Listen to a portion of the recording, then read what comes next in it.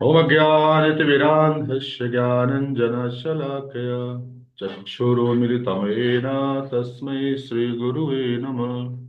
श्रीचैतन्यमनोभीष्टं स्थापितं येन भूतले स्वयंरूपः कदा मह्यं ददाति स्वपदान्तिकम्।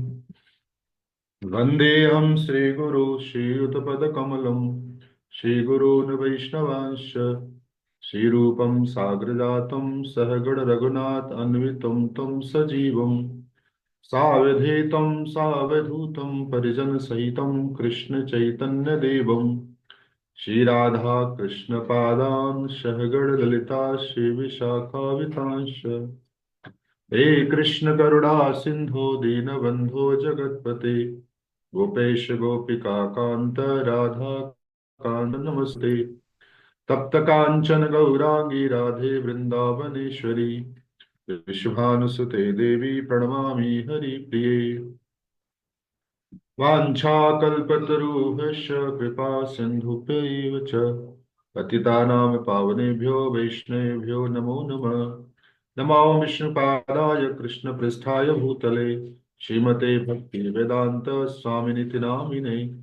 नमस्ते सारस्वती देवी गौरवाणी प्रचारिणे निर्विशेष शून्यवादी पाश्चात्यदेशतारिणे। नमो विष्णुपादाय कृष्णपृष्ठाय भूतले श्रीमते भक्ति सिद्धांत सरस्वती नामिने। श्रीवार्षहानवी देवी दयिताय कृपाबद्धे कृष्ण संबंध विज्ञान दायिने प्रभवे नमः। माधुरोज्ज्वल प्रेमाण श्री रूपानुग भक्तिदा श्री गौर करुणा शक्ति विग्रहाय नमस्तुते। नमस्ते गौरवाणी श्रीमूर्ते दीनतारिणे रूपानुग विरुद्धाप सिद्धांत धांत हारिणे। नमो गौरकिशोराय साक्षात् वैराग्यमूर्तये विप्रलम्बर शाम्बोधे पादाम्बुजायते नमः। नमो भक्ति विनोदाय सच्चिदानंद नामिने गौरशक्ति स्वरूपाय रूपानुगरायते गौर आविर्भाव भूमिस्त्वं निर्दिष्टा सज्जन प्रिय वैष्णव सार्वभौम श्री जगन्नाथाय ते नमः। नमो महावदन्याय कृष्ण प्रेम प्रदायते कृष्णाय कृष्ण चैतन्य नामने गौरतुष्वे नमः। पंचतत्वात्मकं कृष्णं भक्तरूपस्वरूपकं भक्तावतारं भक्ताख्यं नमामि भक्तशक्तिकं। जयतामसुरतोपंगो मम मंदमतिर्गति मत्सर्वस्य पदाम्भोजो राधा मदन मोहनौ दिव्यवृंदारणकल्पद्रुमात् श्रीमद्रत्नागार सिंहासनस्थो श्रीमद् राधा शील गोविंद देव्यो दृष्टिलेभ्ये विमानो स्मरामि। शिवादरासरसारंभी वंशीवटतटस्थित कर्षणवेणुसुने गोपी गोपीनाथ श्रीस्तुन। जय श्री कृष्ण चैतन्य प्रभु नित्यानंद श्री अद्वैत गदाधर शिवासादि गौर भक्तवृंद। हरे कृष्णा कृष्ण कृष्णा हरे हरे हरे राम राम राम हरे हरे। हरे कृष्णा। मैं विचार कर रहा हूं कि ये उपदेशामृत पूरा होने से पहले पहले ये जो प्रार्थनाएं हैं, विशेषकर जो हमारे आचार्यों की जो प्रार्थनाएं हैं, चाहे भक्ति सिद्धांत महाराज हो, गौर किशोर जी महाराज, भक्ति विनोद ठाकुर, ये बिल्कुल हमें कंठस्थ हो जाना चाहिए। और मैं तो ये चाह रहा हूँ कि अगली क्लास में आप में से कोई एक भक्त जो है वो आगे आगे आप बोलिए। अगर आप पढ़ सकते हैं तो आप मुझे बता दीजिए, ठीक है? तो जो नेक्स्ट क्लास में मंगला आरती मंगलाचरण मैं बोलूंगा, तो मैं प्रयास करूंगा कि आप ही उसको बोलेंगे। ओके। बहुत जल्दी से फटाफट हम रिवीजन करेंगे पिछली क्लास के कुछ इंपॉर्टेंट पॉइंट्स। आप हैंड रेज कर सकते हैं अगर आप कुछ शेयर करना चाहते हैं, आपके पास नोट्स होगा, आपने कुछ लिखा होगा, आपको कुछ याद होगा, तो आप बता सकते हैं जल्दी से हैंड रेज करके। यहाँ प्रभु जी यही बताया था, ये बताया था, ये बताया था। बहुत ही सुंदर पुस्तक है ये, उपदेशामृत। और निश्चित रूप से हमारे जीवन को परिवर्तित करने वाली है ये। यस। फटाफट बताइए, किसी को कुछ याद है तो, कोई पॉइंट अगर शेयर करना चाहते हैं। यस, बात ही बताइए। हरे कृष्ण प्रभु जी। हरे प्रभु कृष्ण। जी, आपने ये प्रायश्चित के टाइप्स बताए थे, इनडायरेक्ट पाथ और डायरेक्ट पाथ। इनडायरेक्ट पाथ में दान, तपस्या, योगासन। और जो डायरेक्ट पाथ है उसमें डायरेक्ट एसोसिएशन ऑफ डिवोटीज, मतलब जैसे भक्ति, उसमें रूल्स बताएंगे और गुरुज की इंस्ट्रक्शंस होंगी। तो ये जो है हमारे सारे पापों को नष्ट कर सकते हैं। Okay, good. और कोई कोई पॉइंट बताना चाहेंगे इसके अलावा? दो है, एक तो है कि सामान्यतः जैसे करते हैं दान तपस्या इत्यादि जो ये सब करना, लेकिन दूसरा है कि एसोसिएशन ऑफ डिवोटीज, भक्तों का संग, और गुरु पादाश्रय, और फिर गुरु हमको बताएंगे कि आपको ये करना है। तो ये जो है डायरेक्ट प्रोसेस है भक्ति में आगे बढ़ने का। Okay, thank you. और कोई कोई पॉइंट है? यस, राजेंद्र प्रभु बोल सकते हैं आप। यस प्रभु, अनम्यूट करिए। हरे कृष्णा प्रभु जी, दंडवत प्रणाम। सभी भक्तों को दंडवत प्रणाम। प्रभु जी, आपने वाणी के संयम के बारे में बताया था, और जिसमें बताया था कि जब भी किसी व्यक्ति को बोलने का मौका मिलता है तो वो तुरंत ही बोलने का प्रयास करता है। लेकिन अगर कोई व्यक्ति कृष्ण भावनामृत के बारे में या कृष्ण के विषय में चर्चा नहीं करता है तो वो चर्चा या वो जो जो वाणी है या वो जो बोल रहा है वो संयमित नहीं रहेगी। तो ये स्थिति कुछ वैसी है जैसे बरसात में मेढक टर टर करता है और वो अपनी ही जो है मौत को निमंत्रण देता है, यानी कि सांप उसको आकर के खा लेता है। तो इस प्रकार से वाणी का संयम जो है वो अत्यंत ही इम्पोर्टेंट है, और इसको संयमित करने के लिए केवल कृष्ण भावनामृत के द्वारा ही किया जा सकता है। Very good. हरे कृष्णा प्रभु, धन्यवाद। यस प्रदीप माता जी। हरे कृष्ण प्रभु, दंड प्रणाम। प्रभु जी, जैसे प्रभु जी बताए थे वाणी का संयम, तो उसमें हम लोग अपनी जो स्पीकिंग पावर को भगवान की कथा और भगवान की सेवा से जो है कंट्रोल कर सकते हैं। गुड। और जैसे दूसरा ये है माइंड कंट्रोल। जैसे हमारा जो माइंड होता है वो एक मंकी की तरह होता है और एक जैसे छोटे बच्चे की तरह होता है।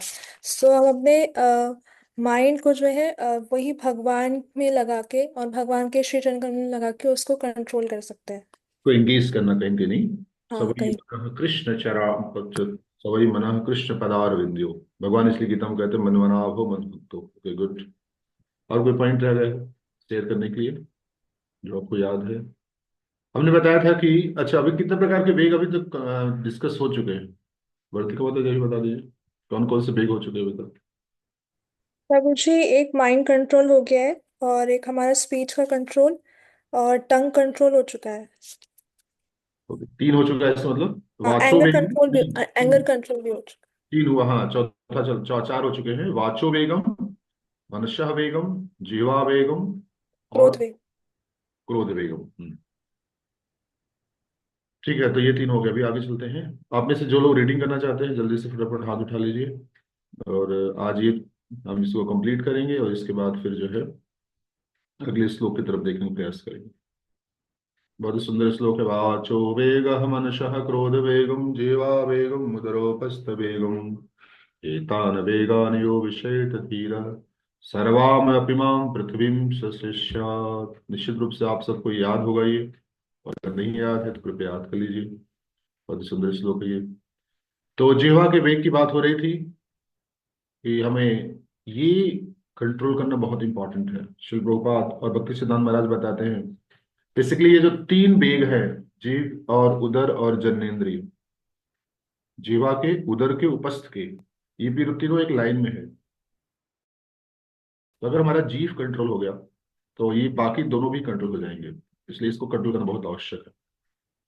तो हमने बात किया था क्या नहीं खाना चाहिए, इसकी ऑलरेडी चर्चा हो चुकी है। उपाय क्या है कि हमको इसको थोड़ा कंट्रोल करना चाहिए, जो मांग रहा है उसको नहीं देना चाहिए बार बार, या होटल या मिठाई की दुकानों में मात्र अपने जीभ या पेट की इच्छा पूर्ति के लिए भोजन न करें। भाव यही होना चाहिए कि हम तभी खाएंगे जब भगवान श्री कृष्ण का प्रसाद मिलेगा, नहीं तो हम नहीं खाएंगे। अब आगे हम चर्चा करेंगे इसके आगे, और वैष्णव गोसाई ग्रुप पढ़ना शुरू करिए आप।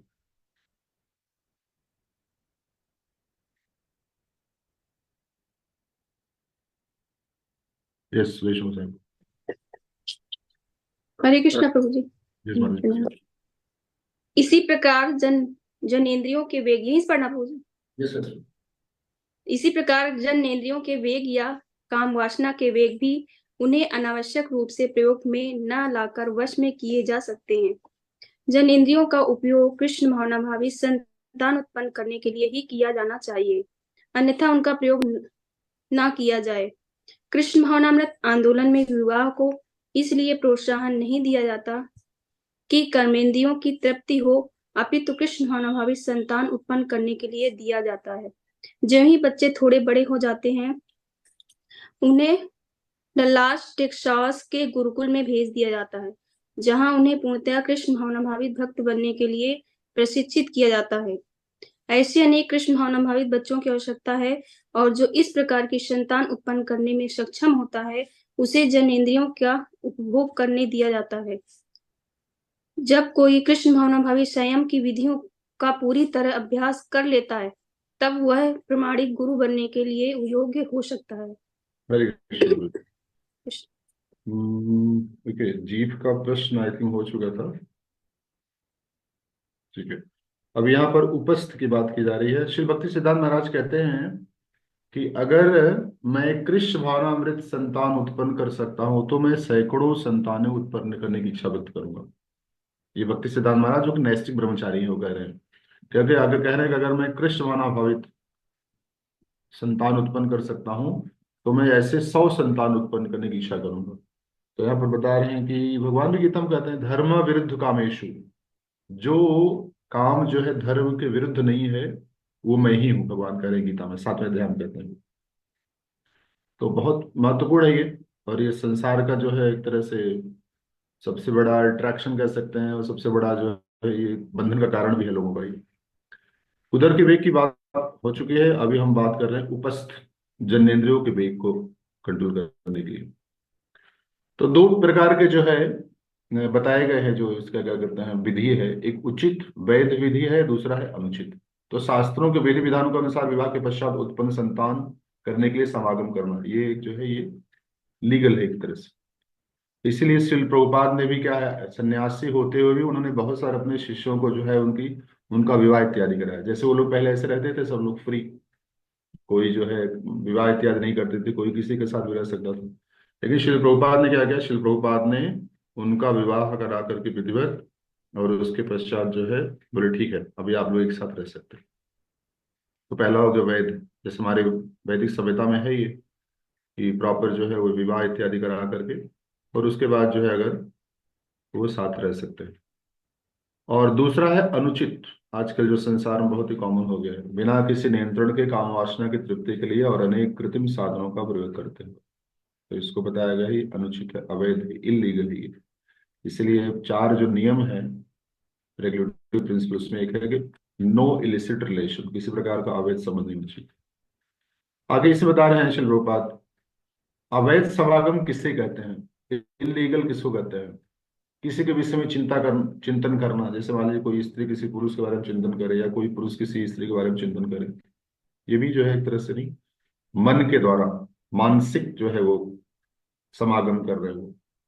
योजना बनाना, प्लानिंग करना, ऐसे अच्छा मिलना है, बात करना है, ये करना वो करना वो करना, चर्चा करना अन्य से स्त्री, ये वैष्णव सदाचार के विरुद्ध है कि प्रभु जी को बहुत ज्यादा माताओं से बातचीत करना, या माता जी लोगों को बहुत ज्यादा प्रभु से बातचीत करना, और विशेषकर अकेले में कहीं बात करना इत्यादि करना, चर्चा करना, वास्तविक संभोग करना, कृत्रिम साधनों से काम तृप्ति, संतान उत्पत्ति के लिए नहीं परंतु इंद्रिय सुख के लिए, सिर्फ सेंस ग्रेटिफिकेशन लिए। तो इस वेग को रोकना बहुत महत्वपूर्ण है। और प्रभुपाद जो है यहाँ पर एक बहुत ही सुंदर, एक बहुत बढ़िया भजन बताते हैं कि वैरागी भई ग्राम कथा ना सुनबे काने, ग्राम वार्ता ना कहिबे अभी मिलबे आने। कह रहे अब तुम वैरागी हो गए हो, अब आप भक्ति का पालन कर रहे हैं, तो ग्राम कथा ना सुनी वो। तो हमको गांव, ये जो गांव कथा, ग्राम कथा मतलब होता है जो मंडेन टॉक भौतिक चर्चा, यहाँ ऐसा हो रहा वैसा हो रहा वैसा हो रहा। आज ही मैं सुन रहा था स्वयं भगवान केशव महाराज के बता रहे थे महाराज कि जो सबसे लो लेवल के लोग होते हैं वो क्या है, किसी व्यक्ति विशेष, किसी पर्टिकुलर्स के बारे में बात करते हैं, लोगों के बारे में बात करते हैं। और जो थोड़े से और थोड़ा उनसे ठीक ठाक होते हैं तो वो किसी एक्टिविटी के बारे में बात करते हैं, अच्छा ऐसा हो रहा है, अभी उस देश में लड़ाई हो रही है, किसी पर्टिकुलर जो है एक्शन के बारे में बात करेंगे। लेकिन जो सबसे बुद्धिमान लोग होते हैं वो हमेशा क्या है, वो शास्त्रों के अकॉर्डिंग बातचीत करते हैं लोग, वो धर्म के विषय में बात करते हैं, वो इधर उधर कोई बात नहीं करते। ग्राम वार्ता ना कहिबे अभी मिलबे आने, स्वप्ने वो ना करी भाई स्त्री संभाषण, कह रहे हैं स्वप्न में भी किसी स्त्री के बारे में चर्चा नहीं करना। गृहे स्त्री छाड़िया भाई आसिया छुबन। और फिर आगे बताते हैं वो, यदि चाह प्रणय राखिते गौरांगेर सने, छोटे हरिदासेर कथा थाके न बने। करे अगर आप गौरांग महाप्रभु कृपा प्राप्त करना चाहते हैं तो आपको छोटे हरिदास की कथा को हमेशा याद करना चाहिए। छोटे हरिदास कौन थे? छोटे हरिदास जो है चैतन्य महाप्रभु के फॉलोअर थे और जगन्नाथपुरी में रहते थे। एक बार उन्होंने क्या किया, ऐसे ही किसी माता जी के बारे में चिंतन कर लिया सिर्फ, और जब गौरांग महाप्रभु को पता चला तो उन्होंने उनको त्याग दिया। और यहाँ तक हुआ कि छोटा हरिदास जो थे, छोटे हरिदास, उन्होंने जा करके आत्महत्या कर ली, लेकिन चैतन्य महाप्रभु उनको स्वीकार नहीं किए। तो बोले अगर इससे बचना चाहते हो तो चैतन्य महाप्रभु की कृपा प्राप्त करना चाहते हो तो छोटे हरिदास को याद करो। भाल न खाइबे और भाल न परिबे, हृदय राधा कृष्ण सरदवा सेवे। कह रहे बहुत अच्छा खाने के। अब यहाँ पर देखिए वही आ गया, जीवा का वेग आ गया, क्योंकि बहुत जितना ज्यादा हम चटपटा खाएंगे, जितना स्पाइसी खाएंगे बहुत ज्यादा, तो क्या होगा फिर? वो आपके वेग को बढ़ाएगा। उससे फिर आपका पहले पेट, जीवा बेगम उदर उपस्थ, जीवा से ज्यादा खाएंगे फिर पेट ज्यादा भर जाएगा, बहुत ज्यादा, और फिर जो है वो जननेंद्रियों के वेग को बढ़ाएगा वो। तो इसलिए ज्यादा हमको बहुत चटपटा, बहुत राजसी ठाट बाट वाला भोजन इत्यादि नहीं करना चाहिए। और उपाय क्या है? केवल कृष्ण भावना भावित संतानों की उत्पत्ति के लिए ही पुरुष स्त्री का समागम होना चाहिए, ऐसा बता रहे हैं कि श्री गोपाल बता रहे हैं इस पर। ठीक है, अभी इस आगे चर्चा और पढ़ेंगे। कौन पढ़ेगा आप में से?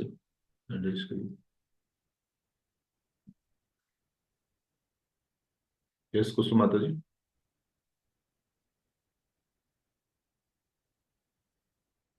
हरे कृष्ण प्रभु जी। हरे कृष्ण। जब कोई कृष्ण भावना भावित स्वयं की विधियों का पूरी तरह से अभ्यास कर लेता है तब वह प्रमाणिक गुरु बनने के लिए योग्य हो सकता है। शील भक्ति सिद्धांत सरस्वती ठाकुर ने उपदेशामृत की अपनी अनुवृत्ति व्याख्या में लिखा है कि हमारी देहात्मा बुद्धि से 3 प्रकार के वेग उत्पन्न होते हैं। हरे कृष्ण। बोलने एक का सेकंड। अब यहाँ पर शिल भक्ति सिद्धांत महाराज का जो उपदेशामृत पर उन्होंने अनुवृत्ति टीका दिया हुआ है, अब उसकी बात हो रही है। सभी लोग ध्यान से इसको समझिए। ये एक सेकंड, ये अभी हमारा 7वां सेक्शन कंप्लीट हो गया जहां पर हमने जनेंद्रियों की बात की है। अब जाकर के 8वां सेक्शन शुरू हो रहा है, अनुवृत्ति टीका शिल भक्ति सिद्धांत महाराज का। पढ़िए। व्याख्या में लिखा है कि हमारी देहात्मा बुद्धि से 3 प्रकार के वेग उत्पन्न होते हैं। बोलने का वेग, मन का वेग तथा शरीर का वेग। जब वेग इन 3 वेगों का शिकार बनता है तो उसका जीवन अशुभ बन जाता है। जो व्यक्ति इन वेगों का दमन करने का अभ्यास करता है वह तपस्वी कहलाता है। ऐसी तपस्या से वह पूर्ण पुरुषोत्तम भगवान की बहिरंगी शक्ति या भौतिक शक्ति के उत्पीड़न को वश में कर सकता है। जब हम वाणी के वेग की बात करते हैं तो हमारा अभिप्राय व्रत की बातों से होता है तथा निर्विशेष मायावादी दार्शनिकों की बातें या सकार कर्म कांड में लगे हुए व्यक्तियों की बातें या उन भौतिकतावादी व्यक्तियों की बातें जो बिना रोक टोक के जीवन का भोग करना चाहते हैं। ऐसी समस्त बातें या साहित्यवाणी के वेग के व्यवहारिक प्रदर्शन हैं। अनेक लोग व्यर्थ की बातें करते रहते हैं और व्यर्थ की पुस्तकें लिखते हैं। ये सब वाणी के वेग का परिणाम है। पढ़ते मतलब और पढ़ते। इस प्रवृत्ति को निष्क्रिय करने के लिए हमें अपनी बातों को कृष्ण कथा की ओर मोड़ना होगा। आगे हाँ मैं पढ़ रहा हूँ। श्री श्रीमद् भागवतम में इसकी व्याख्या की गई है। नयद वचश्चेत्र पदम हरियशो जगत पवित्रम प्रगणित करहिचित् तद्वायसं तीर्थमुशन्ति मानसा न यत्र हंसा निर्मन्तु शिक्षया। इस पढ़ी। जो शब्द उन श्री भगवान का यशगान नहीं करते जो संपूर्ण ब्रह्मांड के वायुमंडल को अकेले ही पवित्र करने वाले हैं, वे साधु पुरुषों द्वारा कोए के तीर्थ स्थल जैसे माने जाते हैं। क्योंकि सर्वपूर्ण व्यक्ति दिव्य धाम के निवासी होते हैं, अतः उन्हें वहां कोई आनंद प्राप्त नहीं होता।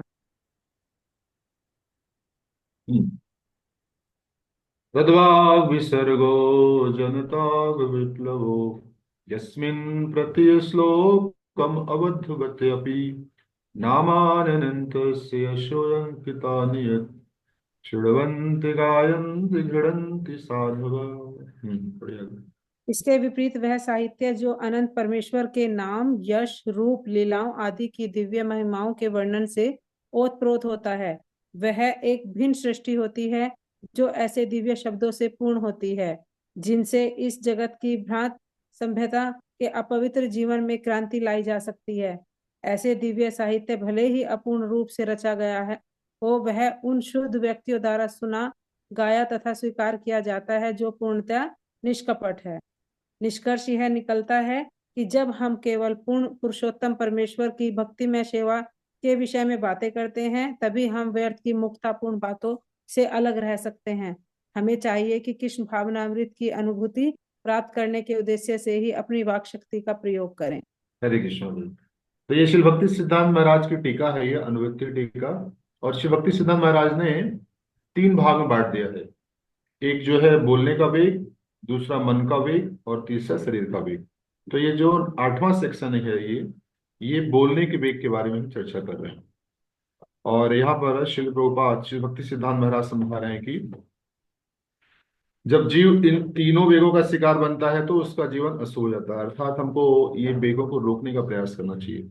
मनुष्य का जीवन हमको इसीलिए मिला हुआ है। डिसिप्लिन होना बहुत इंपॉर्टेंट है, ओबीडियंस बहुत इंपॉर्टेंट है। अगर हम अनुशासित नहीं होंगे और हमारा जीवन जो है वो आज्ञाकारी नहीं होगा, तो फिर हम आगे बढ़ नहीं सकते। क्योंकि ये संसार क्या है? ये संसार है पदम पदम व्यत विपदाम। यहाँ तो समस्याएं बहुत सारी दिखाते रहेंगे, और सबसे बड़ी समस्या तो हमारी खुद की है ये। अब ये जो वेगों की बात हो रही है, ये वेग तो हमारे खुद ही अंदर आते हैं ना। ये बोलने का वेग हो, चाहे वो मन का वेग हो, चाहे जीवा का वेग हो, चाहे उपस्थ का वेग हो। तो श्रील रूप गोस्वामी चाह रहे हैं कि पहले हम खुद कंट्रोल्ड हो, खुद नियंत्रित हो, खुद डिसिप्लिन हो, अनुशासित हो। तभी जो है हमारा जीवन सुखमय हो सकता है। श्री भगवान गीता में कहते हैं यो अंतः सुखो। अब हम लोग जो बाहर सुख खोजते हैं, बस सुख हमारे अंदर है वो, लेकिन हम खोजते उसको बाहर। इसलिए वो पहले अपने ऊपर कंट्रोल करने की बहुत आवश्यकता है। और ये ऑलरेडी चर्चा हो चुकी है कि जो सांसारिक लोग होते हैं, कहाँ है वो?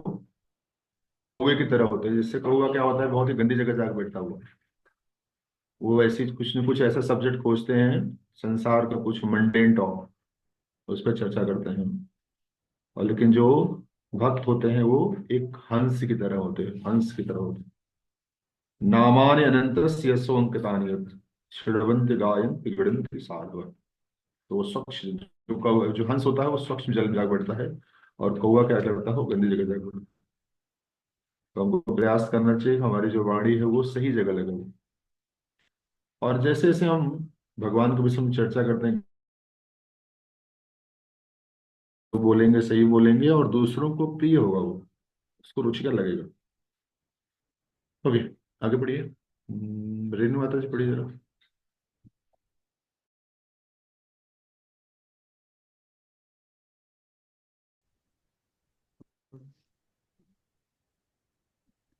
हरे कृष्ण प्रभु जी। हरे कृष्ण, पढ़िए। अब ये 9वां सेक्शन चल रहा है, जहां पर मन के वेग के बारे में बात की जाएगी। और जब मन के वेग के बारे में बात की जाएगी तो 2 चीजें आएंगी। मनसः क्रोध, 2 आएगा मन में, जो है 2 आएगा। एक तो क्रोध आएगा, दूसरा मन का है ही है एजिटेशन। यस, पढ़िए प्रभु।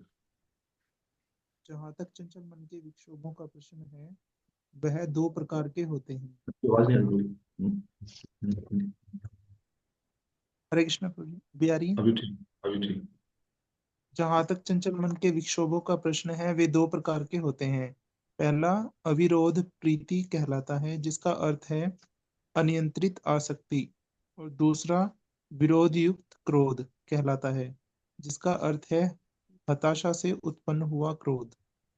मायावादियों के दर्शन में श्रद्धा, कर्मवादियों के कर्म फलों में विश्वास तथा भौतिकतावादी इच्छाओं पर आधारित योजनाओं में विश्वास को अविरोध प्रीति कहते हैं। सामान्यतः ज्ञानी, कर्मी तथा भौतिकतावादी योजना निर्माता बद्धजीवों का ध्यान आकृष्ट करते हैं। लेकिन जब भौतिकतावादियों की योजनाएं पूर्ण नहीं होती और उनकी युक्तियां विफल हो जाती हैं, तो वे क्रुद्ध हो उठते हैं। भौतिक इच्छाओं की विफलता क्रोध को जन्म देती है। हरे कृष्ण प्रभु।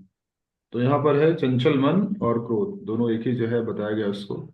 और भगवान गीता में तो कहते ही हैं, ध्याते विश्वान पुंस संगस्ते सुजायते संगास संजायते काम क्रोधो विजायते क्रोधादि भवति सम्मोह सम्मोहात् स्मृति विभ्रम स्मृति विभ्रंशाद बुद्धिनाशो बुद्धिनाशो प्रणश्यति। जैसे रावण है, रावण इसका परफेक्ट एग्जाम्पल है। आसक्ति होगी, और जब आसक्ति पूरा नहीं होगी तो क्रोध होगा। उसने क्या किया, सीता जी के विषय में सुना तो उसको आसक्ति उत्पन्न हुई, और उसको अनियंत्रित आसक्ति, जैसे पहले बता रहे ना, अविरोध प्रीति कहलाता है, जिसका अर्थ है अनियंत्रित आसक्ति। किससे आसक्ति करना है, क्या वो मेरे लिए है या नहीं है, उनको कुछ पता नहीं है, बस उसमें आसक्ति उत्पन्न हो गई। सुन लिया, हाँ ठीक है मुझे पाना है, प्राप्त करना है, आसक्ति उत्पन्न हो गई। और लेकिन उसके बाद जब उस विरोध हुआ और नहीं प्राप्त कर पाया, बहुत तरह से प्रयास किया, पहले तो छल से जो है उनका हरण करके ले गया, और उसके बाद बहुत तरह तरह से प्रलोभन दिया, नहीं नहीं ऐसा करो ऐसा करो ऐसा करो। तो फिर क्या हुआ, हताशा, जिसका अर्थ है हताशा से उत्पन्न क्रोध, फिर उसको क्रोध उत्पन्न हुआ। तो रावण इसका परफेक्ट एग्जाम्पल है। उसका मन अनियंत्रित है, और मन अनियंत्रित होने के कारण उसको किसी भी वस्तु में आसक्ति उत्पन्न हो रही है, और आसक्ति उत्पन्न होने के बाद अगर उसको नहीं प्राप्त होगा तो क्या करेगा वो, फिर वो क्रोध करेगा। वो संसार में ऐसे ही होता है, किसी चीज को हम लोग पाना चाहते हैं और हमको अगर नहीं प्राप्त हो रही है तो फिर हम क्रोध करते हैं। वो हमारे जीवन में भी ऐसा कई बार हो सकता है।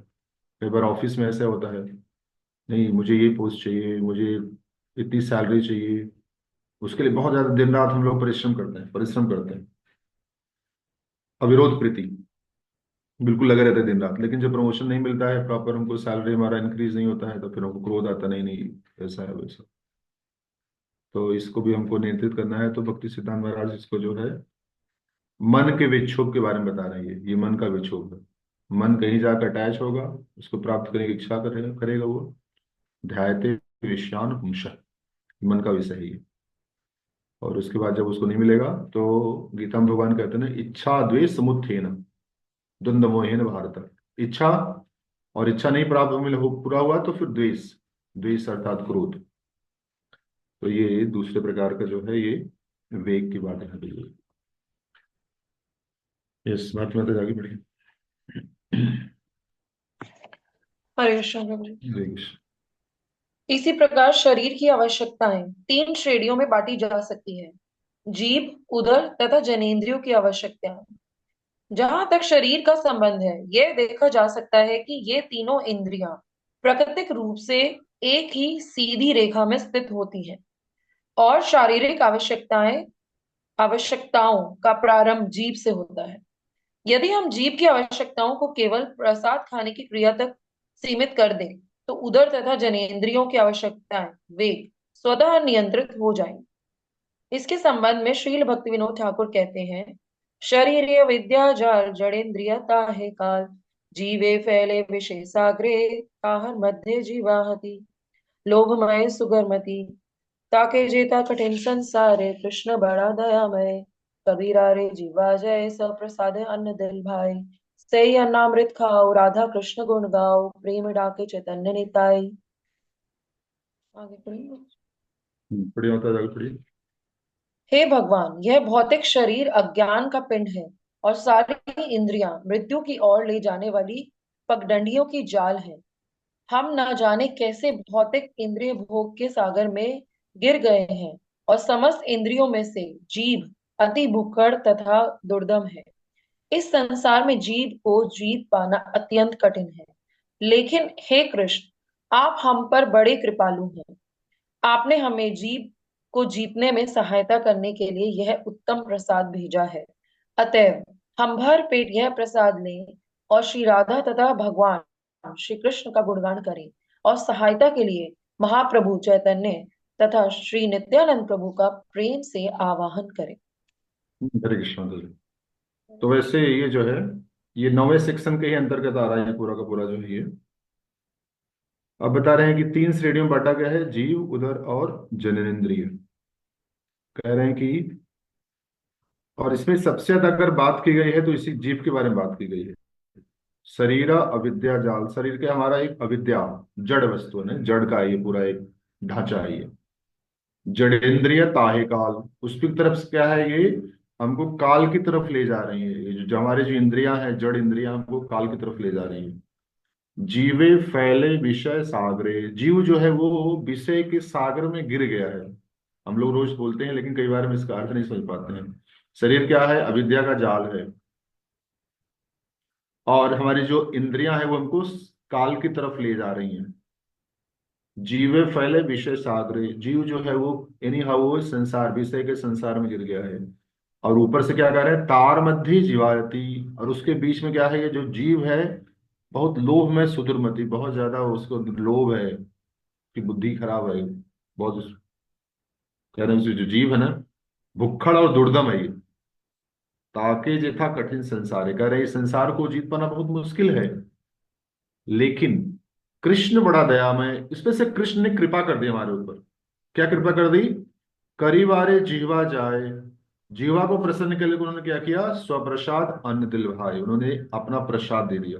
स्वप्रसाद अन्न दिल भाई से ही अन्नामृत पाओ, अब उस अमृत रूपी अन्न को खाओ और श्री श्री राधा कृष्ण गुण गाओ, और साथ में क्या करो, राधा कृष्ण को गुण गाओ। प्रेम डाको चैतन्य निवाई निवाई, और बहुत ही प्रेम पूर्वक क्या है, चैतन्य महाप्रभु और नित्यानंद प्रभु का आवाहन करिए, आप उनको बुलाइए। इस प्रकार से जो है हम जीवा पर विजय प्राप्त कर सकते हैं। तो हमारे लिए बहुत आवश्यक है, हम सब साधक हैं। देखिए एक होता है कि बच्चा छोटा होता है, प्राइमरी लेवल पढ़ता है, तो उसके कुछ पढ़ाई छोटी छोटी किताबें होती हैं। लेकिन जैसे जैसे उसकी पढ़ाई बढ़ती है तो उसका सिलेबस बढ़ता है, फिर उसको ज्यादा टाइम देना पड़ता है, बहुत ज्यादा सिंसियर होना पड़ता है। तो वैसे ही हम जब भक्ति में शुरू में आते हैं तो ठीक है, बस आप अच्छा कुछ खा लीजिए, बस प्रसाद कुछ भी पा लीजिए, कोई दिक्कत नहीं। लेकिन अब कहाँ प्रसाद पाना है ये बहुत महत्वपूर्ण है ये। तो वैसे हम देखते हैं जो एडवांस ड्यूटीज हैं वो बहुत ही रेस्ट्रिक्टेड जगह प्रसाद लेते हैं वो। कौन बनाया है, किस स्थान बना है, किस उद्देश्य से बनाया गया है, ये सारा कुछ ध्यान। मुझे याद है बहुत साल पहले मैंने एक किताब पढ़ा था कि वृंदावन के कुछ साधु कहीं प्रसाद पाने गए थे, भंडारा इत्यादि कहीं, और जब लौट कर आए वो, तो अगले दिन उनकी साधना खराब हो गई। तो उन्होंने अपने गुरु से जाके बोला कि पता नहीं आज हमारा तो कुछ मन बहुत विचलित हो रहा है, वेग आ रहे हैं मन, वाचो वेगम मनसा क्रोध वेगम जीवा वेगम द्रौपस्थ वेगम, वेग आ रहा है मेरे अंदर। तो उनके गुरु ने पूछा कि आप लोग कल कहाँ प्रसाद पाए थे, तो उन्होंने बताया हाँ हम ऐसे गए थे, भंडारा था और कोई बंगाल का कोई बहुत बड़ा जमींदार इत्यादि आया था, उसने भंडारा कराया था। तो उन्होंने बोला इसी कारण आप ऐसी जगह जाकर आपने भोजन की प्रसाद पाया कि वो व्यक्ति कैसे कमाया था, उसकी वजह से उसका भी आपको कर्म फल प्राप्त हो गया। तो बोले अरे वो तो प्रसाद था, बोले नहीं प्रसाद वो कृष्ण जो है, कृष्ण तो कुछ भी पा सकते हैं, लेकिन एज ए ड्यूटी हम सब कुछ नहीं पा सकते, हमको बहुत ही रिस्ट्रिक्टेड होना पड़ेगा। ये उपदेशामृत किताब इसीलिए है ये, भी हम आगे के जैसे पढ़ेंगे, जब हम देखेंगे सेकंड श्लोक में आएंगे। तो ये तो वेगों को नियंत्रित करने का है, और अगर वेग नहीं नियंत्रित हुआ तो उसका परिणाम हम देखेंगे श्लोक संख्या 2 में, क्या होने उसका फल क्या होने वाला। तो प्रसाद भी कहाँ पाना है, उस पर भी हमको थोड़ा सा अपना सेट करना पड़ेगा, लिमिटेशन सेट करना पड़ेगा। तो यही यहाँ बता रहे हैं कि सही अन्नामृत पाओ, वही हमको प्रसाद रूपी अन्न को प्राप्त करना। यस आगे पढ़ते हैं, कौन पढ़ेगा फिर से, यस पिंक की बात से पढ़िए।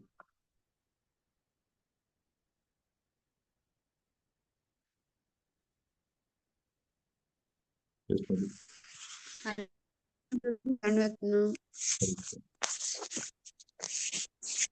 रस स्वाद के प्रकार के होते हैं, और यदि कोई इनमें से किसी एक के द्वारा विचलित होता है तो वह जीभ के वेग से नियंत्रित हो जाता है। कुछ लोग मांस, मछली, केकड़े, अंडे तथा वीर्य और रक्त से उत्पन्न तथा मृत शरीर के रूप में खाई जाने वाली अन्य वस्तु के प्रति आकृष्ट होते हैं। अन्य लोग तरकारी, सब्जी, पालक या दूध के उत्पादों को खाने के प्रति आकृष्ट होते हैं, लेकिन यह सब जीव के वेग की तुष्टि के लिए किया जाता है।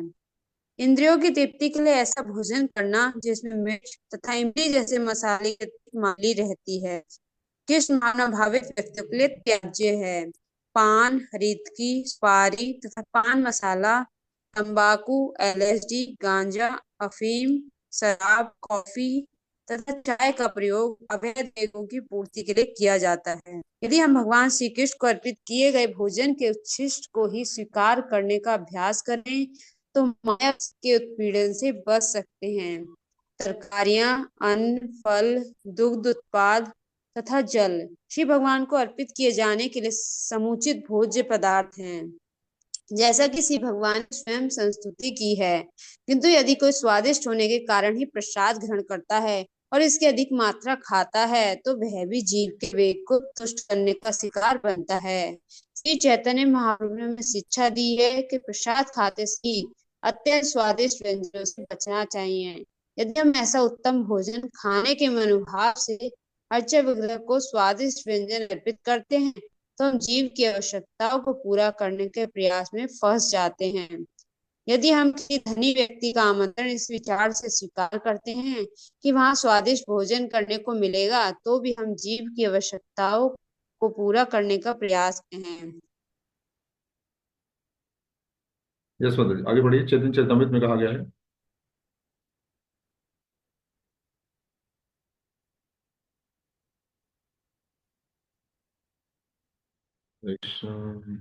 राजन तो आप पढ़िए, मदद लॉर्ड हो गए। जीवारे लाल से ए इति उति धाय शिष्णो निर्दर परायण कृष्ण नाही पाए। यस प्रभु पढ़िए।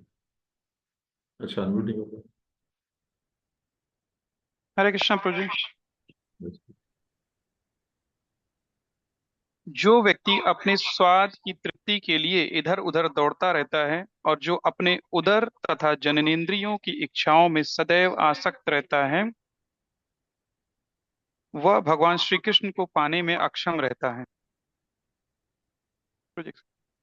जैसा कि पहले कहा जा चुका है, जीव, उदर तथा जननेंद्रियां एक ही सीधी रेखा में स्थित हैं और वे एक ही कोटि में आते हैं। भगवान श्री चैतन्य ने कहा है, भाल ना खाइबे आर भाल ना पारिबे, न तो विलासपूर्ण वस्त्र धारण करें न ही स्वादिष्ट भोजन करें। श्री चैतन्य चरितमृत अंत्य 6.236। हरे कृष्ण प्रभु जी। तो यहाँ पर जीव के बारे में बहुत चर्चा ऑलरेडी हो चुकी है, तो हमको बहुत सावधान रहने की आवश्यकता है।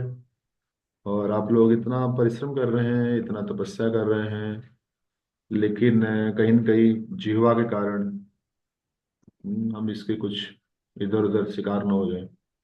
क्योंकि माया भी तो बहुत स्ट्रांग है ना, वो हमको कहीं न कहीं से तो ट्रिक करना चाहती है। वो सोचती है कहीं न कहीं तुमको पकड़ लेंगे, तो उसकी पकड़ से अगर हमको बचना है तो बहुत सावधान होना पड़ेगा।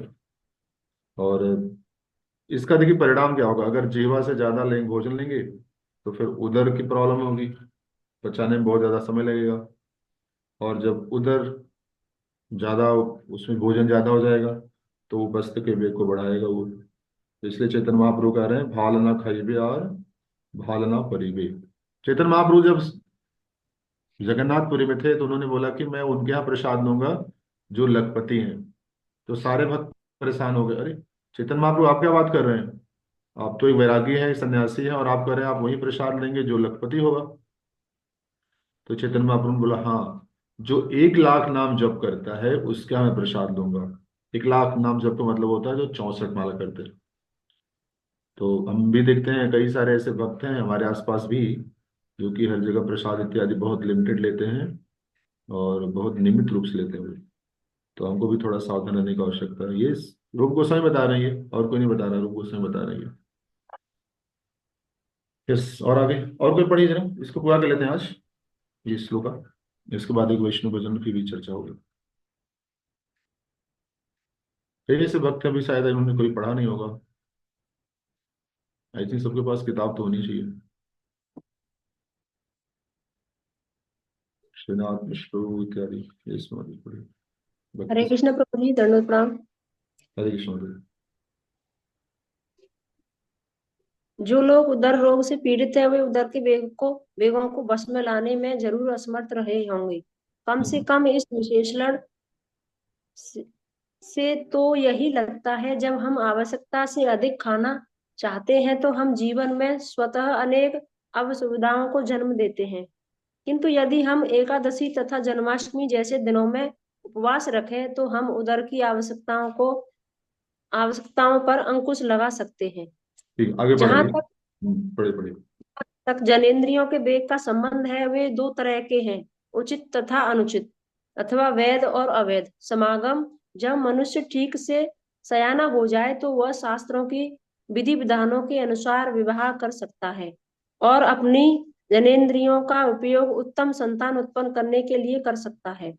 यह वैध तथा धार्मिक है, अन्यथा वह किसी प्रकार के नियंत्रण के बिना अपनी काम वासना की तृप्ति के लिए अनेक कृत्रिम साधनों का प्रयोग करता रहेगा। जब कोई अवैध विषय जीवन में, जैसी कि शास्त्रों में इसकी परिभाषा दी गई है, उसके विषय में चिंतन, योजना बनाना, चर्चा करना या वास्तविक संभोग करना या कृत्रिम साधनों से काम तृप्ति में लिप्त होता है, तो वह माया के जाल में फंस जाता है। ये आदेश न केवल गृहस्थों पर लागू होते हैं, अपितु त्यागियों या जिन्होंने संन्यास ग्रहण कर लिया है उनके लिए भी है। श्री जगदानंद पंडित ने अपनी पुस्तक प्रेम विवर्त के 7वें अध्याय में लिखा है, मतलब इसका अर्थ पढ़िए से, प्रिय भाई तुम सन्यासी हो, तुम्हें सामान्य संसारी बातें नहीं सुननी चाहिए, और नहीं जब किसी अन्य से मिलो तो संसारी बातों के विषय में चर्चा करनी चाहिए। स्त्रियों के विषय में तो स्वप्न में भी विचार मत करो।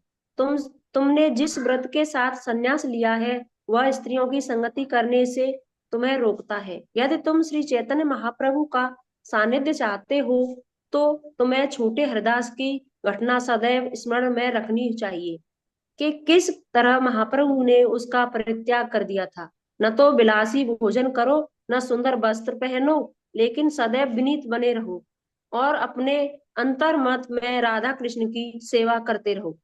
हरे कृष्ण निष्कर्ष, तो इसका अर्थ ये नहीं कि हम बहुत गंदे मैले कुचले वो कपड़े पहनेंगे, लेकिन बहुत ज्यादा वो जो राजसिक है, बहुत बहुत ज्यादा वो बहुत पावरफुल जो परफ्यूम इत्यादि आता है, वो सब भक्तों को लगाने की आवश्यकता नहीं है। भक्तों का क्या है, शरीर धीरे धीरे ऑटोमेटिकली दिव्य हो जाता है, तो उनके शरीर से वैसे ही जो है एक तरह से बहुत ही अच्छा फ्रेग्रेंस आने लगता है, दिखते हैं। तो उनको आवश्यकता नहीं है बहुत ज्यादा परफ्यूम लगाना और बहुत ज्यादा कुछ इस तरह डेकोरेटेड कुछ परिधान इत्यादि पहनना। निश्चित रूप से माताओं के लिए तो है, जैसे हम देखते हैं कृष्ण लीला में, जब प्रभुपाद वहां लिखते भी हैं कि जब कोई ऐसा ओकेजन हो तो माताओं को बहुत अच्छे से सज धज के जाना चाहिए। बट फिर भी जो है हमको प्रयास करना चाहिए कि इस प्रकार से कोई भड़काऊ वस्त्र पहनना कि उससे बाकी कोई और भी नहीं वो डिस्ट्रैक्टेड हो, वो उसका जो मन विक्षोभित विक्षोभित हो, तो ये सब बचना चाहिए हमको। तो ऑलरेडी इस पे काफी कुछ चर्चा हो चुकी है। तो अब ये प्रश्न उठ रहा है कि ये तो सन्यासी के लिए है ये, लेकिन नहीं, भगवान गीता में क्या कहते हैं, अनाश्रिता कर्म फलम कार्यम कर्म करोति स सन्यासी च योगी च न नियग्नि च अक्रिय। भगवान कह रहे हैं सबको सन्यासी बनना है। किस प्रकार का सन्यासी बनना है, सन्यास इन कर्म, नॉट फ्रॉम कर्म। कर्म को छोड़कर सन्यासी नहीं बनना है, कर्म में सन्यास हमको ढूंढना है, अर्थात हमको कर्म फल की आसक्ति से मुक्त रहना है। सन्यासी का मतलब ये होता है। सन्यासी का मतलब सिर्फ इतना नहीं होता है कि कुछ वस्त्र इत्यादि धारण करना। सन्यास का अर्थ होता है कि कर्म के फल की आसक्ति से मुक्त होना, उसको सन्यास कहते हैं। हमने अपना बेस्ट कर दिया, do your best, leave the rest, बाकी जो होगा अच्छा होगा। तो बहुत सारे उपदेश यहाँ पर जो है बताए जा रहे हैं हमारे विषय में, हम लोगों के लिए। तो इसका जो अंतिम सेक्शन अब हम लोग पढ़ने चल रहे हैं, 11वां सेक्शन। यस आप विष्णु पढ़िए। निष्कर्ष यह है कि, हरे कृष्ण प्रभु जी, दंड प्रणाम। हरे कृष्ण। निष्कर्ष ये है कि जो कोई वाणी, मन, क्रोध, जीव, उदर तथा जन्नेन्द्रियां इन छयों को वश में कर सकता है, उसे स्वामी या गोस्वामी कहा जा सकता है। स्वामी का अर्थ है मालिक तथा गोस्वामी का अर्थ है गो अर्थात इंद्रियों का स्वामी। जब कोई संन्यास ग्रहण करता है तो वह स्वयं स्वामी की उपाधि धारण कर लेता है। इसका अर्थ यह नहीं होता कि अपने परिवार, जातीय, समाज का स्वामी है, अपितु उसे अपनी इंद्रियों का स्वामी होना चाहिए। जब तक कोई अपनी इंद्रियों का स्वामी न हो ले तब तक उसे गोस्वामी नहीं कहना चाहिए, अपितु उसे गौदास अर्थात इंद्रियों का दास कहना चाहिए। वृंदावन के 6 गोस्वामियों के पद चिन्हों पर चलकर समस्त स्वामियों तथा गोस्वामियों को श्री भगवान की दिव्य प्रेममयी सेवा में लग जाना चाहिए। इसके विपरीत जो गौदास हैं वे इंद्रियों की सेवा में या भौतिक जगत की सेवा में लगे रहते हैं। उनके पास कोई अन्य कार्य नहीं रहता। प्रहलाद महाराज ने गौदास का और अधिक वर्णन वेदांत गौ के रूप में किया है, जो ऐसे व्यक्ति का सूचक है जिसकी इंद्रियां संयमित नहीं है। ऐसा वेदांत गो भगवान श्री कृष्ण का दास नहीं बन सकता। श्रीमद् भागवतम 7.5.30 में प्रहलाद महाराज ने कहा है, मति हमने परता स्वतो वा मिथो विपद्येत गृहव्रतानाम् अदान्त गोभिर्विसतां त्वमिषम् पुनः पुनश्चर्विच्चर्वणानाम्। जिन लोगों ने अपनी इंद्रियों की तृप्ति के लिए इस भौतिक जगत में अपना अस्तित्व बनाए रखने का निश्चय कर लिया है, उनके लिए न तो निजी प्रयास से, न अन्यों के उपदेश से, न ही सभाओं से कृष्ण भावना भावित होने की कोई संभावना है। वे बिना लगाम वाली इंद्रियों के द्वारा अज्ञान के गहन क्षेत्र में खींचे जाते हैं और इस प्रकार वे एक बार चबाए हुए को पुनः पुनः चबाने में उन्मत्त होकर लगे रहते हैं। श्लोक 2। हरे कृष्ण जी। तो बहुत सुंदर श्लोक है। म्यूट कर लीजिए अपने आप को। प्रहलाद महाराज ने बोला है, मतिर्न कृष्णे परतः स्वतो वा मिथोभिपद्येत गृहव्रतानाम् अदान्त गोभिर्विसतां तमिषम् पुनः पुनश्चर्विच्चर्वणानाम्। संसार लोग क्या करते हैं, वो गोस्वामी नहीं होते, वो क्या होते हैं, गोदास होते हैं। और यहाँ पर जो है प्रहलाद महाराज उनको बोलते हैं अदांत गोभिर। अदांत, जिनको अपनी इंद्रियों पे कोई संयम नहीं है। अदांत गो, जिनका इंद्रियां कंट्रोल नहीं है, अनकंट्रोल्ड उनकी इंद्रियां है। वो गो मतलब होते हैं इंद्रियां। अदांत, कहाँ जाएंगे उनका कोई अंत नहीं है। वो कुछ भी सोच सकते हैं, कुछ भी खा सकते हैं, कुछ भी बोल सकते हैं। वो मतिर्न कृष्णे परतः स्वतोवा, उनकी जो मति है वो खुद स्वयं में नहीं लगती है, कृष्ण नहीं लगती है, और न ही किसी दूसरे के प्रयास से ही कृष्ण में लगती है। वो परतः स्वतो, न खुद से लगा पाते हैं, न कोई दूसरा उनको लगा पाता है। मिथो विपद्येत गृह व्रतान अदांत गोभिर विसदांत मिश्रम, क्या करते हैं वो बार बार संसार के रस या इसके विषयों को खाते रहते हैं। पुनः पुनश्चर्वित चर्वणानाम, आपने देखा ना गन्ने में जब रस निकालते हैं तो क्या करता है दुकानदार, एक बार उसको लगाता है गन्ने को, रस आ गया, फिर लगाता है, फिर लगाता है, फिर लगाता है, मतलब पूरी तरह से उसका रस निकाल लेता है वो। पुनः पुनश्चर्वित चर्वणा, अब इसके बाद क्या करता है, उसको फेंक देता है वो।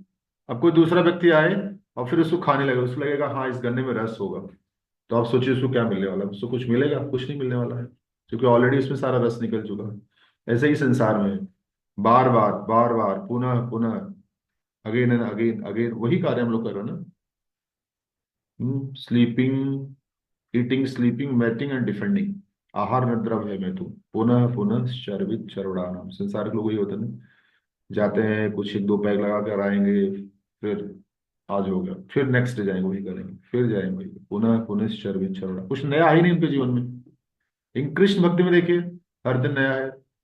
आने वाला जो दिन है, अगले दिन हमको और अच्छे से जप करना है, भागवतम के कुछ और श्लोक हमको रिसाइट करना पड़ना है, भगवत गीता पढ़ना है। अभी हम लोग देख रहे हैं जैसे भी भगवत गीता मैराथन चल रहा है, कितना अच्छा लग रहा है नहीं भक्तों को। तो ये है, यहाँ तो सब कुछ नया नया है।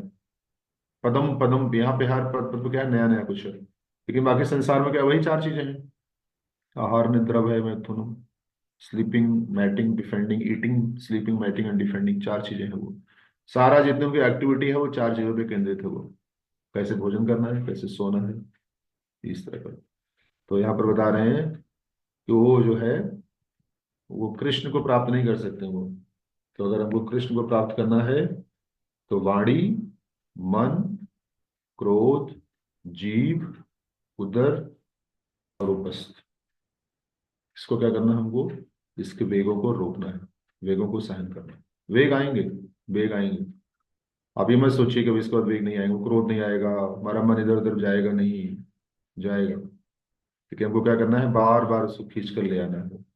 और वो तभी हो पाएगा जब हम बहुत ही ध्यान पूर्वक नाम जप करेंगे, भक्तों का संग करेंगे, बुक्स रीडिंग करेंगे। आप सोचिए संसार के लोग वो तो बहुत ज्यादा परेशान है। कई बार हमको लगता है ना, अच्छा कृष्ण भक्ति माने के बाद हम तब भी परेशान हैं। बहुत सारी हमारी समस्याएं तो खत्म नहीं हो रही हैं, बढ़ी रही हैं वो। लेकिन ऐसा नहीं सोचना चाहिए हमको। अभी मुझे एक स्टोरी याद आ रही, बहुत इंपॉर्टेंट, मैं कई बार बताया भी शायद आप लोगों को। एक बार क्या हुआ, एक क्लास में एक टीचर आए और उन्होंने बच्चों को एक असाइनमेंट दिया। क्या असाइनमेंट दिया? उन्होंने एक वाइट पेज दिया बच्चों को, और उस वाइट पेज पे क्या है, एक छोटा सा ब्लैक स्पॉट था। और उन्होंने बोला कि आप जो है कुछ लिखिए, आपको जो लगता है आप लिखिए। तो सब बच्चों ने आधे घंटे का टाइम दे दिया, सब बच्चे कुछ न कुछ लिख रहे हैं, कुछ न कुछ लिख रहे हैं। और सब जब टीचर के पास लेकर आए तो सबने एक ही चीज लिखा था, वो जो ब्लैक पॉइंट, बहुत छोटा सा स्पॉट था ना उस पे, ब्लैक स्पॉट। सबने सिर्फ उसके बारे में लिखा था कि ब्लैक स्पॉट इज वेरी टिनी और वेरी स्मॉल इन साइज, और ये वो इधर उधर सिर्फ उसके बारे में बता रहे हैं। तो टीचर ने बताया आपको सिर्फ वो छोटा सा ब्लैक स्पॉट दिख रहा था, ये पूरा का पूरा व्हाइट पेज आपको नहीं दिखा। पूरा पूरा आपको व्हाइट पेज नहीं दिखा। तो वैसे ही हमारे जीवन में कई बार होता है, कुछ ऐसी चीजें होती हैं वो ब्लैक स्पॉट की तरह होती हैं। तो कई बार हम उस पर बहुत ज्यादा सेंटर्ड हो जाते हैं, और इतना कुछ है उसको हम कई बार भूल भी जाते हैं।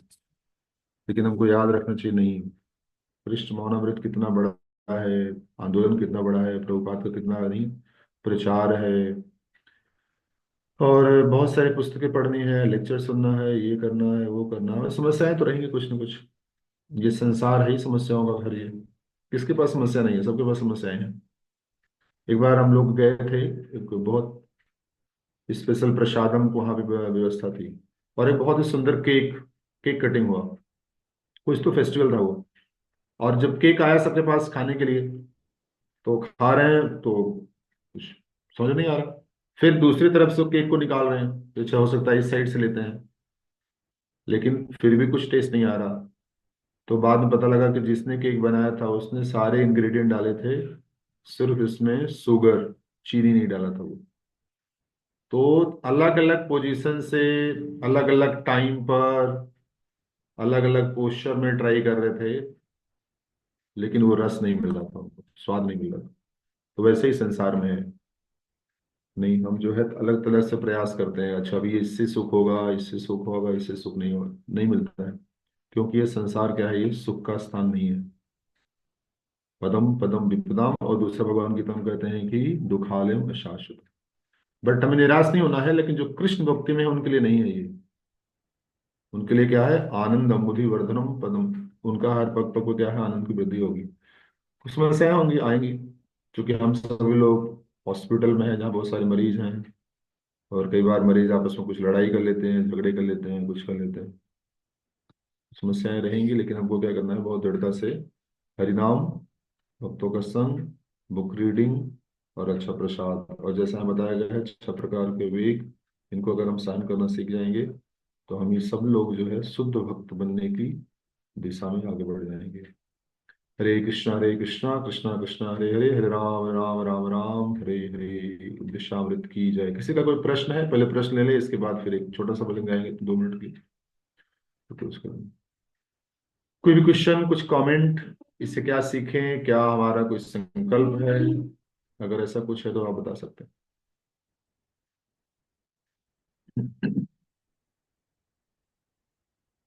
यस राजेंद्र लो। हरे कृष्णा प्रभु जी। प्रभु जी जस्ट एक मतलब जस्ट डाउट या क्लैरिटी चाहिए थी। जैसे इसमें एक जगह पे लिखा हुआ है कि अ, कृष्ण भावना, ये पान, हरितकी, सुपारी, पान मसाला, तम्बाकू और ये सब चीजें लिखी हुई हैं। हम्म, तो इसमें एक वर्डिंग लिखा हुआ है प्रभु जी, पान। हम्म, तो जैसे मैं एक स्टोरी में सुन रहा था यूट्यूब पर, ये एक वीडियो में, जिसमें जगन्नाथ जी का जो मंदिर होता है, तो हम्म, उन्होंने किसी भक्त भक्त का मतलब जो है उसकी इच्छा थी। वो स्टोरी बहुत बड़ी है, बट मैं शॉर्ट में कह रहा हूँ कि भक्त शॉर्ट की शॉर्ट इच्छा स्वरूप उन्होंने, हाँ, तो उन्होंने हम्म, पान का जो भोग है ना वो स्वीकार किया था। तो मतलब हम्म, इसको किस तरह से देखें कि पान त्याज्य है भक्तों के लिए, या कैसे समझे? मान लीजिए जगन्नाथ जी का प्रसाद है तो कैसे क्या करें हम उसको? हाँ, जगन्नाथ जी ले सकते हैं लेकिन आप नहीं ले सकते हैं। भगवान तो कुछ भी पा सकते हो, तो भगवान ने तो अलग अलग मंदिरों में कुछ अलग अलग जो विधि होती है भगवान को भोग लगाने की। जैसे अगर हम पढ़ेंगे, हमारा जो वो है भोजन का जो नहीं एक मंत्र है, जब भगवान भोजन करते हैं तो अलग अलग उनको उसके बाद उनको तांबूल देते हैं, फिर ये देते हैं, फिर वो देते हैं। तो वो तो भगवान है, भगवान की सेवा के लिए उनको हम कुछ भी दे सकते हैं। लेकिन हमें क्या प्राप्त करना है वो हमको बताएंगे हमारे आचार्य, हमारे गुरु हमको बताएंगे कि आपको ये पाना है या नहीं पाना है। ठीक है, तो ऐसे जगन्नाथपुरी में भी है, वहाँ बहुत सारी चीज ऐसी होती हैं जो कि भगवान को ऑफर की जाती हैं, भगवान को सुनाई जाती है, जैसे वहाँ पर उनको गीत गोविंद सुनाया जाता है। लेकिन एज ए डिवोटी हमको क्या लेना है वो हमारे गुरु और हमारे आचार्य हमको बताएंगे। जैसे वहां पर एकादशी का पालन नहीं होता है जगन्नाथपुरी में, लेकिन चैतन्य महाप्रभु क्या कहते हैं, नहीं, हमें एकादशी का पालन करना है, हमें एकादशी का पालन करना है। तो हम वही फॉलो करते हैं जो हमको शिल प्रभुपाद ने हमारे आचार्य ने बताया हुआ है। तो हमें ये सारी चीजें नहीं लेनी है। ठीक है प्रभु, ठीक है, धन्यवाद। Hare Krishna. Thank you. Yes, Swati माता जी। हरे कृष्ण प्रभु जी, ये हरे कृष्ण। तरकारियां क्या होती? तरकारी तरकारियां। कौन बताएगा तरकारी क्या है? ये तो आपको पूर्वांचल चलना पड़ेगा तरकारी के लिए। हमने तो बचपन से तरकारी बोला, सब्जी तुमने कभी बोला नहीं आज। तरकारी मतलब वेजिटेबल। सब वेजिटेबल्स। मुझे लगा कोई और प्रभु जी, कॉम्प्लिकेशन। एक और चीज़, जैसे इसमें लगा है कि अगर हम बहुत ज्यादा स्वादिष्ट भी बनाते हैं भोजन तो वो भी हमारे लिए हार्मफुल है, तो हमें नहीं बनाना स्वादिष्ट। Advancement in Krishna conscious depend attitude of follower. किस भाव से, किस मनोवृत्ति से बना रहे भगवान को, भगवान सब जानते हैं। भगवान से हम कुछ छुपा नहीं सकते हैं। तो रियली अगर हमारा भगवान से प्रेम है कि आपको, ठीक है, देखिए स्टार्टिंग में मैं वही कह रहा हूँ, वो एक स्टेज होता है कभी हमको, ठीक है मुझे अच्छा लग रहा है, चलो भगवान को भी खिला देते हैं। लेकिन हमें एक स्टेज पे आना पड़ेगा कि अपने लिए नहीं, भगवान के लिए हम बनाने वाले हैं। तो खिलाना चाहिए, ऐसा नहीं भगवान को खिलाना चाहिए, लेकिन बहुत ज्यादा स्पाइसी हो, बहुत ज्यादा मसाले हो। और जैसे देखिए हमारे यहाँ कई चीजें मना है ना, अभी मैं कल दो एक दो दिन पहले देख रहा था, मसूर की दाल, मसूर की दाल हमारे यहाँ मना है। या कई ऐसी चीजें हमारे यहाँ नहीं है, बिल्कुल रेस्ट्रिक्टेड, नहीं खाना चाहिए, क्योंकि उसका उससे क्या होगा कि कहीं ना कहीं आपका वेग बढ़ेगा। वो लोग कहते हैं कि आप लहसुन प्याज क्यों नहीं खाते हो, आप समझ में आ रहा है, लहसुन प्याज नहीं खाने का बहुत बड़ा कारण है, उससे आपके वेग बढ़ेंगे। ठीक है, जो ये छह जो वेग हैं वो बढ़ेंगे, वो तो उन वेगों को शांत करने के लिए हमको उसी तरह का भोजन करना होगा। ठीक है, तो बना सकते हैं, ऐसा नहीं भगवान के लिए बनाना है, लेकिन हमको इस भाव से नहीं खाना है कि नहीं नहीं बस चलो अच्छा बनाना है कि नहीं, अच्छा बनाएंगे फिर अच्छा पाएंगे, ये ऐसे प्रसाद हमको पाना है। और कुल मिला के कृष्णा इज सो क्लेवर, बहुत चालाक है वो जान जाते हैं हमारा भाव क्या है। ठीक है माता जी, थैंक यू। यस, श्रीनाथ मिश्र प्रभु। हाँ प्रभु जी। हरे कृष्ण। हाँ प्रभु जी, मैं इसका ये अनुवृत्ति व्याख्या के बारे में पता करना चाहिए, क्या है प्रभु जी, मुझे समझ में। अनुवृत्ति मतलब follow the steps of previous आचार्य, अनुवृत्ति व्याख्या। जो पुराने जो आचार्य हैं उनके चरण कमलों का अनुगमन करते हुए जो व्याख्या की है, अनुवृत्ति। अनुगत्य है ना, अनुगत्य, जी जी, follow the foot step of previous आचार्य। ठीक है। ठीक है, यस सौम्य माता जी। हरे कृष्ण प्रभु जी। Hare Krishna. You are in प्रभु ग्रेटर नोएडा और समवेयर एल्स? हाँ जी। आप ग्रेटर नोएडा में हैं कहीं और हैं? नहीं नहीं, मैं आज ग्रेटर नोएडा में नहीं हूँ, मैं बाहर हूँ। ठीक। मुझे ये पूछना था, जैसे उसमें टी कॉफी भी लिखा है हम्म, जहाँ हम बात कर रहे हैं, तो टी कॉफी तो बहुत क्यों लिखा है, मतलब बेसिक चीज भी है, और उसका रीजन क्या है? कृष्ण कॉन्शियस में कई सारे ऐसे रूल्स हैं जो हमको फॉलो करने होते हैं अगर हमको एडवांस करना है। टी और कॉफी, कॉफी में कैफीन होता है आई थिंक यू नो, और टी में क्या होता है, निकोटीन होता है। हम्म। इसको इंटॉक्सिकेटेड वाली कैटेगरी में डाला गया है ना। और जो फोर रेगुलेटरी प्रिंसिपल उसमें यही है, no meat eating, no gambling, no intoxication, no illicit relation. तो अभी आप पी रहे हो तो पीते रहो, धीरे धीरे आपको छूट जाएगा, डोंट वरी। जब आप हरिनाम को स्टार्ट करोगे ना, हरिनाम लेना शुरू करोगे, तो आप बोलो नहीं नहीं, हरिनाम is better than T and coffee, उसको पीने ज्यादा अच्छा। और जैसे कि अनियन और गार्लिक के लिए भी हम्म कहते हैं, पर वो भी जैसे हमारे हाउस होल्ड में कितना बेसिक चीज है, हर सब्जी दाल मतलब हर चीज में अनियन गार्लिक डलता ही है और उसके फायदे भी होते हैं। तो हम्म अनियन गार्लिक के लिए क्यों कहा जाता है? प्रकृति में तीन गार्लिक प्रकार को के तो गुण। हम्म प्रकृति में तीन गुण होते हैं, मतलब mode of passion, mode of ignorance, mode of goodness. तो हर चीज को तीन पार्ट में डिवाइड किया गया है, mode of goodness, mode of passion, mode of ignorance. तो जितने भी क्या कहते हैं, ये जो है नेचुरल प्रोडक्ट है, उनको भी तीन भाग में डिवाइड किया गया है। अच्छा, ये मोड ऑफ इग्नोरेंस में है, मोड ऑफ गुडनेस में, मोड ऑफ पैशन में। उसी प्रकार से लहसुन और प्याज को माना गया है कि ये इससे तमोगुण की वृद्धि होती है। जैसे हम शुरू से पढ़ रहे हैं कि हमारा पर्पज है, we have to elevate our self from mode of ignorance to mode of goodness. हमको ऊपर जाना है धीरे धीरे धीरे। हमारे विचार, हमारे व्यवहार, हमारे बातचीत, हमारा एक्शन, सब कुछ क्या धीरे धीरे हमको अपलिफ्ट करना है। हम्म लेकिन लहसुन प्याज को माना गया है कि ये इग्नोरेंस, तमोगुणी ये भोजन ही है। जैसे बहुत सारी चीजें होती है ना, हम लोग नहीं खाते हैं, जैसे धतूरा होता है। धतूरा को हम नहीं खा सकते, जो बहुत खतरनाक होता है वो। तो वैसे इसको भी जो माना गया, हमारे आचार्यों ने सब पर प्रैक्टिकल कर देखा हुआ है, इसके खाने से हमारे अंदर जो है वो तमोगुण की वृद्धि होती है। तो इसलिए इसको भी रिस्ट्रिक्ट किया गया है। और इसके बहुत सारा सप्लीमेंट, ऐसा नहीं कि अगर हम इसको नहीं खाएंगे तो हमारी बॉडी का रिक्वायरमेंट पूरा नहीं होगा। बहुत सारी ऐसी चीज है नेचर में, उसकी जगह हम जो है वो जब लेते हैं तो हमारा रिक्वायरमेंट फुलफिल हो जाता है वो। ठीक है माता तो जी। प्रभु जी जैसे जो आप अनियन और ये गार्लिक वाली जो चीज है, तो क्या ये साइंटिफिकली भी प्रूवन है कि ये हमारे मतलब वेगों को बढ़ाता है या ऐसा कुछ? यस माता जी, हम आज जो भी बात कर रहे हैं हम साइंटिफिक प्रूफ के साथ ही कर रहे हैं वो। साइंटिफिक प्रूफ के साथ ही उसका अगर एक्सपेरिमेंट आप देखोगे तो उसमें उस तरह की क्वालिटी उसके अंदर है वो। ठीक है। ठीक है, थैंक यू। यस, और किसी कुछ प्रश्न नहीं होना चाहिए तो हम, आई थिंक टाइम तो हो गया 9 to 5। नेक्स्ट टाइम कर लें भजन, अगली बार कर लें अगली क्लास। चैतन्य महाप्रभु की एक्चुअली बात हो रही है, और चैतन्य महाप्रभु से रिलेटेड मैंने एक भजन अभी देखा था कि कैसे हमको महाप्रभु कृपा प्राप्त करना बहुत आवश्यक है।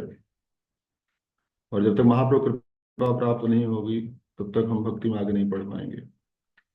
तो एक बहुत ही सुंदर भजन लिखा हुआ है, श्री नरोत्तम दास ठाकुर ने शायद आई थिंक लिखा हुआ है। गौरांगेर दुति पद जरधन संपद ते जाने भक्ति रस सार। इसका अर्थ देखते हैं 2 मिनट में। जिस किसी ने भी चैतन्य महाप्रभु के चरण कमलों को अपना एकमात्र संपत्ति के रूप में स्वीकार किया है, वह भक्ति के सच्चे सार को जानता है। यदि कोई श्री चैतन्य महाप्रभु की मधुर लीलाओं को ध्यानपूर्वक सुनता है तो तुरंत उसका हृदय समस्त भौतिक कल्मशों से मुक्त हो जाता है। केवल श्री चैतन्य महाप्रभु के नाम का उच्चारण करने से व्यक्ति भगवत प्रेम विकसित कर लेता है। ऐसे भक्त की मैं बलिहारी जाता हूँ। यदि कोई श्री चैतन्य महाप्रभु के दिव्य गुणों को सुनने मात्र से भाव विभोर होकर क्रंदन करता है तो वह तुरंत राधा कृष्ण की दिव्य प्रेम लीलाओं को समझ सकता है।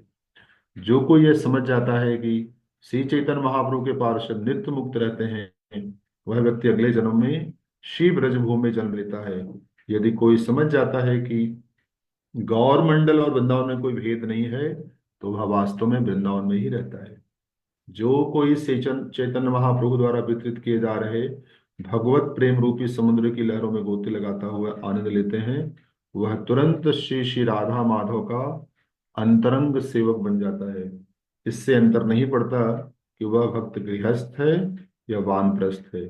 यदि कोई वास्तव में श्री गौरांग महाप्रभु के संकीर्तन आंदोलन में भाग लेता है, निरंतर उनके नामों का कीर्तन करता है, नरोत्तम दास ऐसे भक्त के संग की कामना करते हैं। हरे कृष्णा कृष्णा कृष्णा हरे हरे, हरे राम राम राम हरे हरे। ये वैष्णव भजन अगली बार गाएंगे, आज टाइम ज्यादा हो गया है। अगली क्लास बुधवार को होगी क्योंकि मंगलवार को मेरा एग्जाम है भक्ति वैभव का, तो मैं बिजी रहूंगा। और उसकी जगह फिर हम बुधवार और रविवार अर्थात वेडनेसडे और थर्सडे क्लास करेंगे। ठीक है। वाञ्छाकल्पतरुभ्यश्च कृपा सिन्धुभ्यो च पतितानां पावनेभ्यो वैष्णवेभ्यो नमः।